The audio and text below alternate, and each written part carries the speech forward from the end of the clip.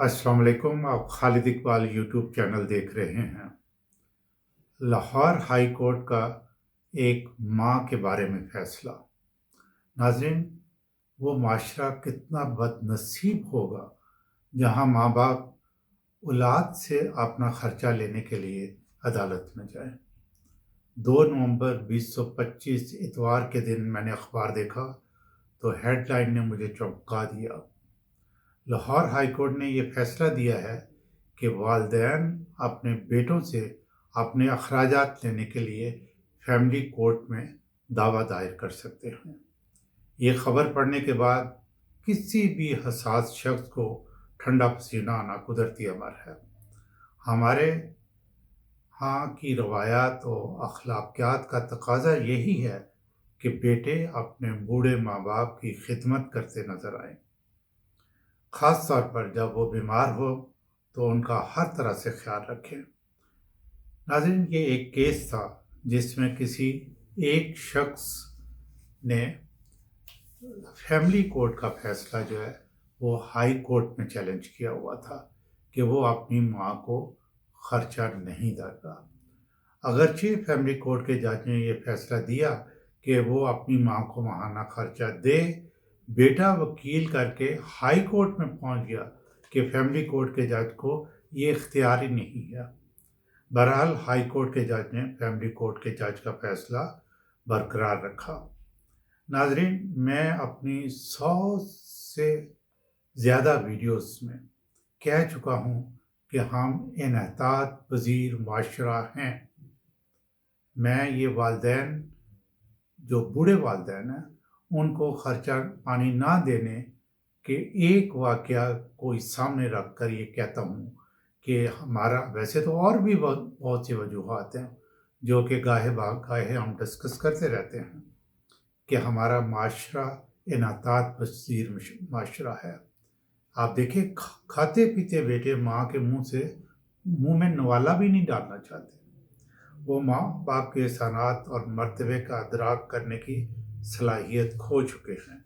वो ये भी भूल चुके हैं कि अल्लाह उन्हें बार बार माँ बाप के मर्तबे का एहसास लाता है और कुरान पाक में मुख्तलिफ आयात में उनकी खिदमत की अहमियत पर जोर देता है। नाजरीन, अल्लाह से हज़रत मूसा अलैहिस्सलाम की गुफ्तगू आपको याद होगी। एक दिन कोहे तूर पर हज़रत मूसा अलैहिस्सलाम अल्लाह से पूछते हैं, ए अल्लाह, क्या मुझसे बढ़कर कोई तुम्हें अजीज़ है? आवाज़ आई, ए मूसा, एक कसाब मुझे तुमसे ज़्यादा अजीज़ है।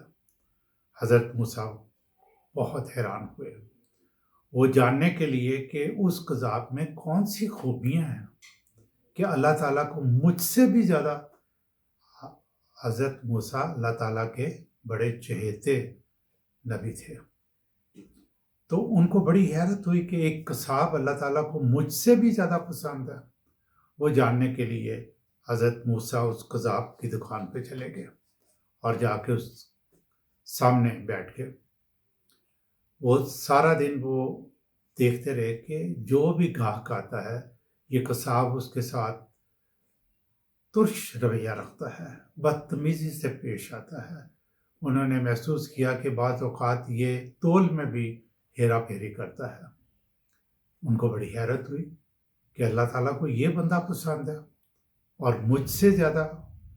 फिर उसके बाद शाम को जब वो दुकान बंद करके अपने घर जाने लगा तो हज़रत मूसा उसके पीछे चल दिए। जब वो घर जाने लगा तो हज़रत मूसा ने कहा कि मैं अजनबी हूँ, मुझे एक रात ठहरना है। तो उस शख्स ने बड़े ही गैर मुअद्दब तरीके से, ये मैं बदतमीज़ाना तरीका तो नहीं कहूँगा, गैर मुअद्दब तरीके से कहा कि चले ठीक है, ठहर जाओ। जब वो उस कसाब के पीछे हज़रत मूसा उसके घर के अंदर दाखिल हुए तो क्या नज़ारा देखते हैं कि उसके बूढ़े माँ बाप अलग-अलग चारपाई पे पड़े हैं, जो गोश्त का लोथड़ा थे बिल्कुल और गंदगी से भरे हुए थे। जो ही कसाब घर दाखिल हुआ तो उन्होंने उसको बुरा भला कहना शुरू कर दिया کہ تم اتنی زیادہ دیر لگا کے آئے ہو۔ قصاب نے بالکل خاموشی کے ساتھ پہلے دونوں کو دھویا، ان کے کپڑے تبدیل کیے، اس کے بعد کھانا بنایا، کھانا بنانے کے بعد نوالے بنا کے ان دونوں کو کھلایا، اس کے بعد جو بچا وہ کھا کے قصاب لیٹ گیا۔ تو حضرت موسیٰ کو سمجھ آئی کہ اللہ تعالیٰ کو یہ قصاب کیوں پسند ہے۔ ناظرین، آپ کو وہ بھی یاد ہوگا کہ جب حضرت موسیٰ علیہ السلام کی والدہ ماجدہ وفات پا گئیں تو اس کے بعد حضرت موسیٰ علیہ السلام کوہ طور پر گئے اور اللہ تعالیٰ سے ہم کلام ہوئے۔ تو اللہ تعالیٰ نے کہا، اے موسیٰ، آج دھیان سے بات کرنا، آج تمہارے پیچھے دعائیں کرنے والی ہستی نہیں ہے۔ آپ اس سے ماں کی اہمیت کا اندازہ لگائیں، اس کے مرتبے کا اندازہ لگائیں، اور اس جو کورٹ میں فیصلہ ہوا ہے یا ایک شخص ہائی کورٹ میں پہنچا کہ وہ اپنے ماں کو اخراجات نہیں دینا چاہتا، آپ خود سوچیں کہ اللہ ماں کو کیا مقام دیتا ہے، اور ہم اپنے ماں باپ کو ماہانہ خرچہ پانی دینے سے بھی انکاری ہیں۔ یہ ایک شخص کی نہیں، پورے معاشرے کی توہین اور بدقسمتی ہے جہاں کے ایسے لوگ بستے ہیں۔ اب ہم ذرا مذاہب کی طرف آتے ہیں۔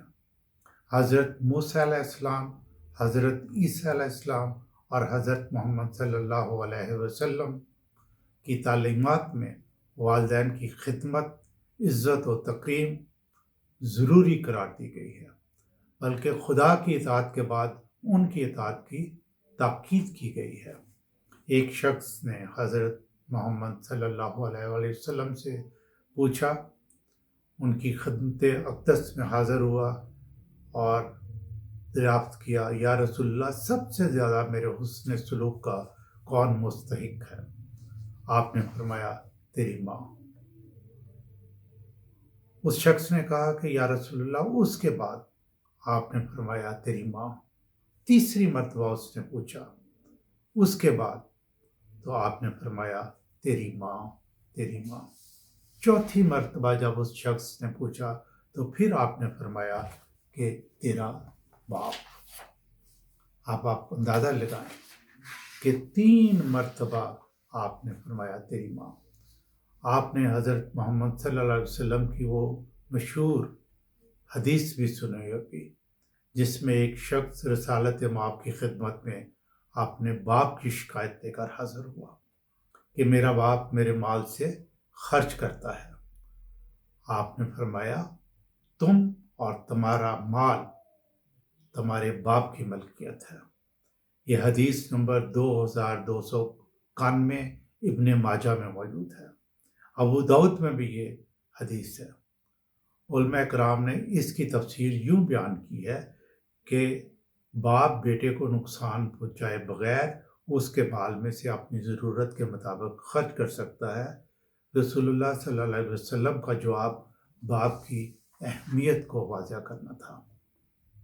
قرآن پاک کی سورہ ابراہیم کی آیت 41 میں حضرت ابراہیم کی دعا میں ترجمہ پیش کرتا ہوں، اے میرے پروردگار، مجھے اور میرے ماں باپ کو بخش دے۔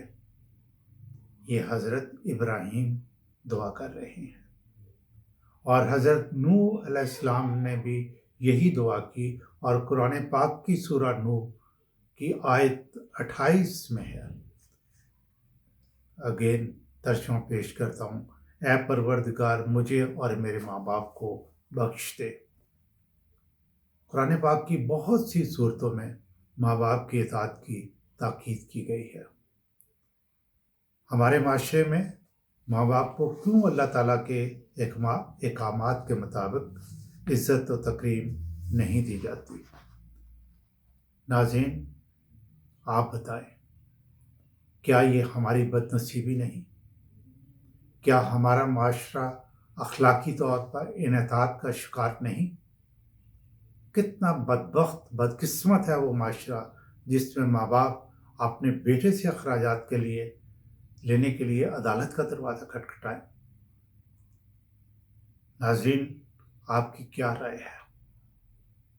اپنے خیالات کا اظہار کمنٹ سیکشن میں ضرور کریں اور ماں باپ کی عزت و تکریم اور وقار کو آپ اپ ہولڈ کریں، اس کو بلند کریں۔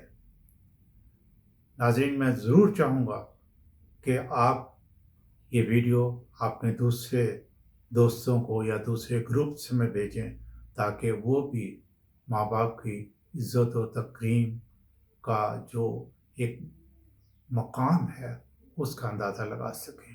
اور آپ بھی اپنے کمنٹ سیکشن میں ضرور بتائیں کہ آپ اپنے ماں باپ سے محبت کرتے ہیں، ان کی عزت کرتے ہیں، ان کو فوقیت دیتے ہیں ہر معاملے میں، تاکہ لوگوں کو پتہ چل سکے کہ ہمارے معاشرہ جو ہے وہ انعطاف پذیر نہیں۔ میں آپ کے کمنٹس کا انتظار کروں گا۔